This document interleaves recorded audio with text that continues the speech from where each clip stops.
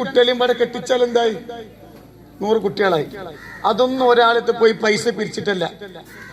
ഒരു മോതിരം ഇങ്ങനെ ഇവിടെ വരും, ചികിത്സ ചെയ്തിട്ട് അള്ളാഹു കൊടുത്ത നേമത്ത് കൊണ്ടാണ് ഇത്രയും കുട്ടികളെ കെട്ടിച്ചത്.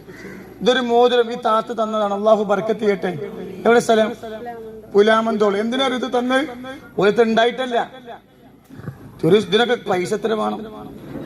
അവര് തൊണ്ടയിൽ ക്യാൻസർ ആയിരുന്നു. അങ്ങനെ ഇവിടെ വന്നു. ഞാൻ അവൾക്ക് വാക്ക് കൊടുത്തു, ഇനി പോയി ടെസ്റ്റ് ചെയ്യുമ്പോ ഉണ്ടാവില്ല. പോയി ടെസ്റ്റ് ചെയ്തപ്പോ ആ രോഗം പിന്നെ ഇല്ല. അതിന്റെ കറാമത്തല്ല കേട്ടോ, സ്വലാത്താണ് നമ്മൾ എന്ത് ചെയ്യണ ചൊല്ലുന്നത്. അപ്പോ ആ രോഗം ഇപ്പൊ ടെസ്റ്റ് ചെയ്തപ്പോ ആ രോഗമില്ല.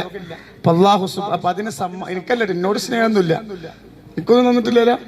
അപ്പോ അള്ളാഹു സുബ്ഹാനഹു വ തആല ഇനി ആ രോഗം കൊടുക്കാതെക്കട്ടെ, ആഫിയത്ത് അല്ലാഹു കൊടുക്കട്ടെ, ആരോഗ്യം അല്ലാഹു കൊടുക്കട്ടെ, അവയവങ്ങൾക്കൊരു കേടുപാടും അല്ലാഹു കൊടുക്കാതിരിക്കട്ടെ. സ്വലാത്തിന്റെ പവറാണ് കേട്ടോ. അല്ലാഹു ഒരു വിഷമം കൊടുക്കാതിരിക്കട്ടെ.